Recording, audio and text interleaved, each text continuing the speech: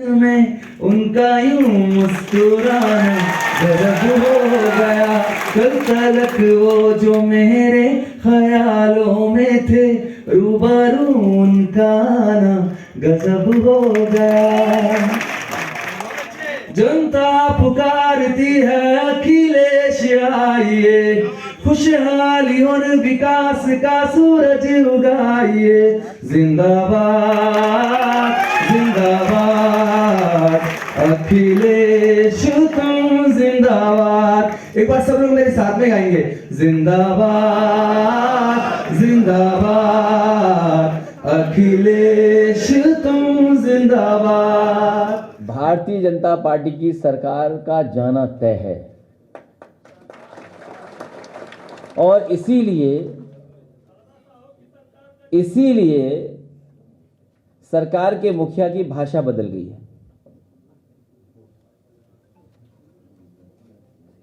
इनकी भाषा इसीलिए बदल गई है क्योंकि उत्तर प्रदेश की जनता बदलाव चाहती है, खुशहाली चाहती है। जिस तरीके से काम समाजवादी सरकार में हो रहे थे उन कामों को दोबारा चाहती है। आज किसान हो, व्यापारी हो, नौजवान हो, हर वर्ग के लोग दुखी हैं सरकार से। जिनके पास अपना काम बताने को नहीं है।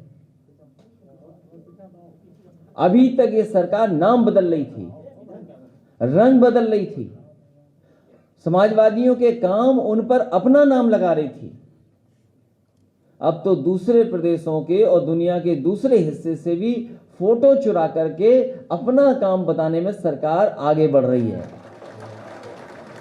मैं बधाई देना चाहता हूं सोशल मीडिया के तमाम नौजवानों को, जिन्होंने कम से कम भारतीय जनता पार्टी के मुख्यमंत्री जी को दिखा दिया कि विकास क्या होता है। दुनिया में जो विकास हुआ है उनकी तस्वीरें लगा करके दिखा दिया मुख्यमंत्री जी को कि आखिरकार विकास क्या है। एक भी काम इस सरकार का वो नहीं है जिसका स्वयं शिलान्यास किया हो, उसका उद्घाटन करने जा रहे हो। इस सरकार के मुख्यमंत्री जी और सरकार वो काम नहीं बता सकती जिसका वो शिलान्यास किया हो और उसी का उद्घाटन कर रहे हो। इन्हें अगर अपने पार्टी के नेताओं को भी सम्मान अगर देना पड़ रहा है, उसके लिए भी काम नहीं किया सरकार ने। अपनी पार्टी के नेताओं को भी सम्मान देने के लिए इनके पास काम नहीं है। और अगर कोई काम चुरा रहा है तो समाजवादियों का काम चुरा करके अपने नेताओं के नाम लिखते हैं। इनकी पार्टी के सबसे बड़े नेता कई बार रहे प्रधानमंत्री देश के। मुझे याद है कि 25 दिसंबर 2019 को उनके नाम पर एक मेडिकल यूनिवर्सिटी का उद्घाटन हुआ था, शिलान्यास हुआ था, 25 दिसंबर 2019 में देश के प्रधानमंत्री जी को बुला करके शिलान्यास कराया गया था मेडिकल यूनिवर्सिटी का। जो जगह भी ली गई थी उस यूनिवर्सिटी को बनाने के लिए, वो वही जो समाजवादी सरकार में चक गजरिया सिटी डेवलप हो रही थी, उसी जगह में मेडिकल की एक दूसरी जगह को कैंसिल कर करके अपनी मेडिकल यूनिवर्सिटी बनाने का जगह छीनी गई थी। आज कितना समय गुजर गया है, आज कितना समय गुजर गया, सरकार आज भी उनके नाम पर मेडिकल यूनिवर्सिटी नहीं बना पाई है। और मेडिकल यूनिवर्सिटी अगर कहीं चल रही है तो वो लखनऊ में डॉक्टर राम मनोहर लोहिया जी के नाम पर, जो नेताजी ने मेडिकल कॉलेज बनाया था, उसके 9th फ्लोर पे यूनिवर्सिटी चल रही है। सोचिए, जो सरकार दूसरे का काम चोरी करती हो, अपने नेता का सम्मान न करती हो, उनके गांव में न जाने क्या क्या वादा किया गया कि काम होगा, आज भी पूरा नहीं हो पा रहा है। आदरणीय रामविजय सुमन जी उसी जिले के हैं। जितने वादे किए गए थे बटेश्वर में, एक भी काम नहीं हुआ है बटेश्वर में। और हम भरोसा दिलाते हैं बटेश्वर के लोगों को, समाजवादी सरकार में मंदिरों का भी संरक्षण हुआ था, वहां पर घाट भी बने थे, साइकिल हाईवे भी बना था और विकास के कार्य भी हुए थे, मेला लगता था उसका भी सुंदरीकरण हुआ था। वहां पूरी की पूरी शीशे का काम हुआ। भविष्य में समाजवादी सरकार बनेगी तो अगर कोई अच्छी यूनिवर्सिटी बनानी पड़ी या कॉलेज बनाना पड़ तो बटेश्वर में बनाने का काम समाजवादी लोग करेंगे। आज भी सरकार 4.5 साल के बाद नाम बदल रही है, रंग बदल रही है। और अभी हाल में ही बाबा मुख्यमंत्री जी गए थे कुशीनगर, और कुशीनगर वही जगह है, कुछ वर्षों पहले भी वहां गए थे जब गरीब बच्चों को मिलना था, गरीब परिवारों को मिलना था। मजदूर, किसान और गरीब परिवारों के बच्चों को, परिवारों को साबुन और शैंपू बंटवाए गए थे। शैंपू और साबुन बंटवाने का कारण यही था कि गरीबों की, किसानों की बदबू ना आ जाए सामने। 4 साल पहले कुशीनगर में गरीबों को, किसानों से मिलने के लिए उन्हें साबुन, शैंपू बंटवाया गया था, और बदबू ना जाए इसलिए वो नहा करके आए। जनता सवाल पूछती उनसे, इसीलिए जानबूझ करके भाषा बदल रहे हैं। बगल के जिले में गोरखपुर के भी लोगों को याद है कि सबसे ज्यादा ऑक्सीजन न रहने की वजह से बच्चों की जान गई थी। गोरखपुर के तो थे ही बच्चे, लेकिन कुशीनगर के भी बड़ी संख्या में बच्चे थे। इस सरकार ने ऑक्सीजन छीनी है, और आपने देखा है कोरोना के समय पर, कोविड के समय पर लोग भागते रहे, लोग इंतजाम करते रहे। इस सरकार ने न दवाई का इंतजाम किया, न बेड का इंतजाम किया, लोगों को अनाज छोड़ दिया, और ऑक्सीजन का भी इंतजाम नहीं कर पाई, जिससे बड़ी संख्या में लोगों की जान चली गई। इस सरकार ने किसानों के साथ धोखा किया, क्या कि आय दोगुनी हो जाएगी, किसानों की फसल की पैदावार की कीमत अच्छी मिलेगी, आय दोगुनी कर दी जाएगी। लेकिन न आय बता रहे हैं, और महंगाई के कारण, चाहे वो डीजल हो, पेट्रोल हो, सिलेंडर हो, उसकी महंगाई कितनी हो गई। दालें हैं, तेल है खाने का, सरसों का तेल कितना महंगा हो गया। और सरकार से जब पूछा गया कि सरसों का तेल आखिरकार महंगा क्यों हो गया, तो सरकार कहती है कि इसमें हमने मिलावट नहीं की है, इसलिए सरसों का तेल महंगा हो गया। इसलिए एक बार फिर मैं अपने समाजवादी साथियों को बधाई देता हूं, और खासकर बिलाल सहारनपुरी शायर और लेखक हैं, इन्होंने बहुत शानदार गाना लिखा है, इसके लिए इनको बहुत बहुत बधाई। केवल गाना लिखा रह जाए और अगर उसमें मेलोडी ना हो, म्यूजिक ना हो, तो वो अधूरा सा लगता है। इसलिए अल्तमस फरीदी, जिन्होंने गाना गा करके बिलाल सहारनपुरी की कविता के चार चांद लगा दिया, और अवनीश कुमार जी को भी बधाई देता हूं। साथ ही में इस टीम को जोड़ने वाले आशु मलिक को भी बहुत बहुत शुभकामनाएं।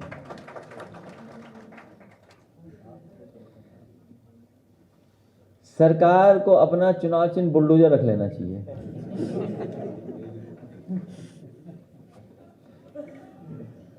ये सबसे बड़ी उपलब्धि सरकार की है कि इनका पास बुलडोजर है। बुलडोजर में स्टीयरिंग होता है, अभी बुलडोजर इधर चल रहा है, स्टीयरिंग घूम जाएगा तो बुलडोजर किधर चलेगा।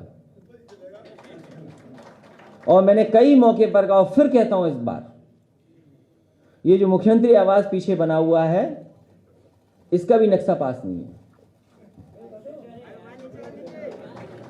और बहुत सारी जगह पर एक लंबी सूची एलडीए पर भी होगी और सब जगह होगी। मैं अपने गरीबों को, जो अयोध्या फैजाबाद के गरीब हैं, जिनका घर छीन लिया गया, रात में बुलडोजर चला दिया, तस्वीरें वीडियो सब ने देखा है।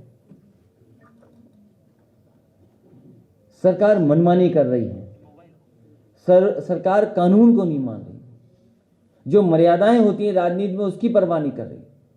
हम इन गरीबों को भरोसा दिलाते हैं कि जब कभी भी समाजवादी सरकार बनेगी और आने वाले समय में आपके सहयोग से, आपकी मदद से और गरीबों, किसान, नौजवान बनाने जा रहे हैं, आपका सम्मान भी वापस होगा और आपके घर जो तोड़े गए हैं वो वही के वही घर बना करके समाजवादी सरकार देने का काम करेगी।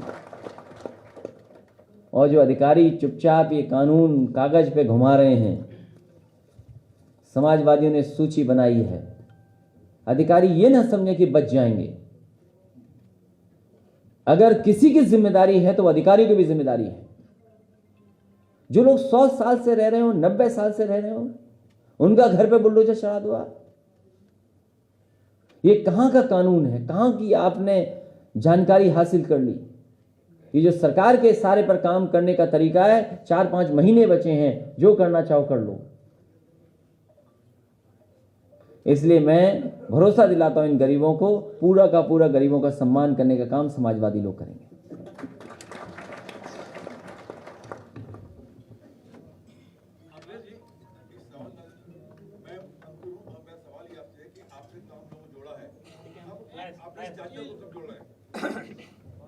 आप कब मिलके आए थे? इसलिए कुछ जानते ही नहीं। अखिलेश जी, कल मुख्यमंत्री योगी आदित्यनाथ ने भारतीय जनता पार्टी में कहा था एक सम्मेलन में कि आपकी सरकार में विजन नहीं था। गोरखपुर और आसपास में इंसेफ्लाइटिस से तमाम बच्चों की मौतें होती थी, अब वो 0 हो गई हैं। मैं मुख्यमंत्री जी से कहूंगा अपनी आईसाइट चेक करा लें, विजन ठीक करा लें। प्रधानमंत्री नरेंद्र मोदी अलीगढ़ में थे, वहाँ उन्होंने स्टेट यूनिवर्सिटी का जब शिलान्यास किया तो ये कहा कि यूपी की स्थिति अब बहुत अच्छी है, वरना पहले यहाँ माफिया रहते थे, उनका राज था।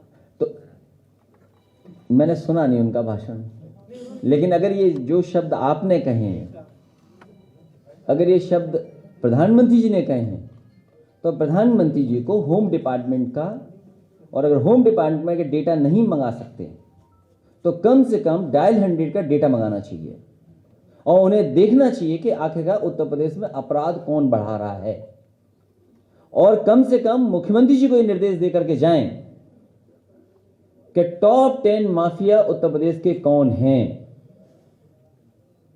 और कम से कम ये तो पता ही होगा, सबको पता है, उत्तर प्रदेश के वो मुख्यमंत्री हैं जिन्होंने अपने मुकदमे वापस लिए हैं।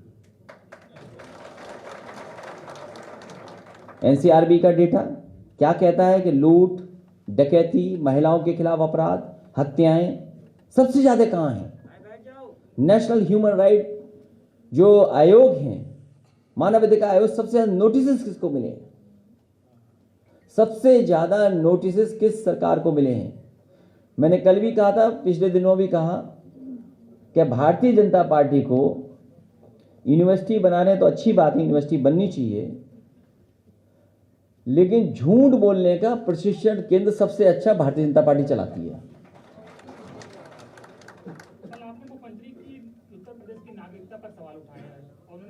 उत्तर प्रदेश की नागरिकता नहीं होती, भारत की नागरिकता होती है।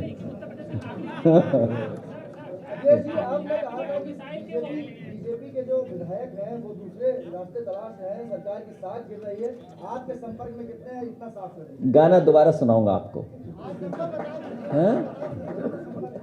मैं चाहूंगा कि जो गाना बिलाल सहारनपुरी ने लिखा है, अल्तमस फरीदी ने गाया है, उसको दोबारा बड़े वॉल्यूम में, ज्यादा वॉल्यूम करके सुनाइए। सवाल अगर पूछना है पूछ लो, नहीं फिर गाना चलेगा।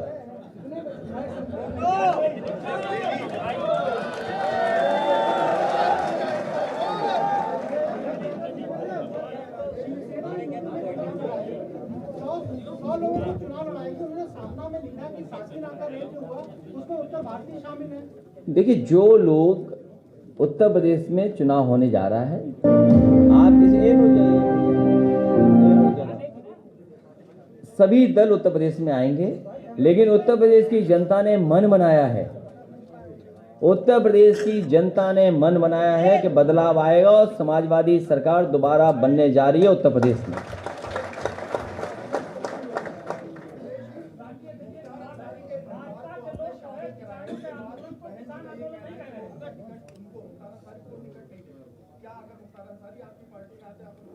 बहन जी का पूरा सम्मान करते हैं, उनके किसी सवाल का जवाब नहीं देता हूं।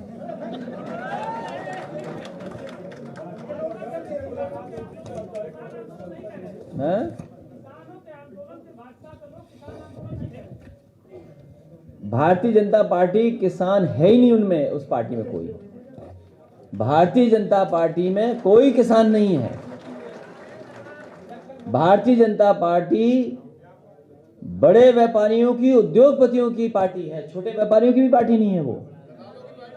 और अगर छोटी व्यापारियों की पार्टी होती तो जीएसटी, नोटबंदी से जिस तरीके से भारत की अर्थव्यवस्था को डुबाया है, इन व्यापारियों का बर्बादी नहीं होती। कोविड में भी जो मदद होनी चाहिए थी छोटे व्यापारी, छोटे दुकानदारों की और दैनिक व्यापार करने वालों की, किसी की मदद नहीं सरकार ने की। महिलाएं और बच्चियां सुरक्षित भी महसूस करती थी और प्रदेश गड्ढों और खराब सड़कों की वजह से जाना जाता था, लेकिन अब ऐसा नहीं है। जानते तो आप भी हो, सच्चाई तो आप भी जानते हो। जो मुख्यमंत्री गरीबों को साबुन से नहलाता हो, जो मुख्यमंत्री गरीब बच्चों को, पिछड़े दलित लोगों को साबुन से नहलवा करके मिलते हों, वो क्या उत्तर प्रदेश का विकास करेंगे?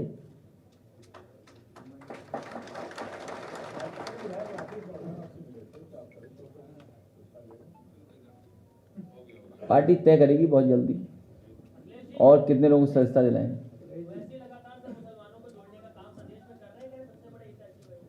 समाजवादी पार्टी की आने वाले समय में सरकार बनने जा रही है, आप भी शामिल हो जाओ।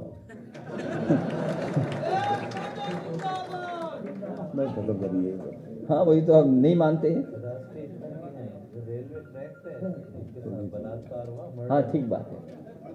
हालांकि वो घटना जो बिजनौर की बहुत दुखद घटना है, एक प्लेयर के साथ ऐसी घटना हुई है और राष्ट्रीय स्तर की प्लेयर, और अभी तक कोई सरकार और अधिकारी जानकारी नहीं कर पाए।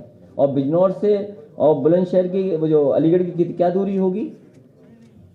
जो आरोप समाजवादी लोगों पर लगा रहे हैं, कम से कम एनसीआरबी का डाटा देखने की क्या कहता है।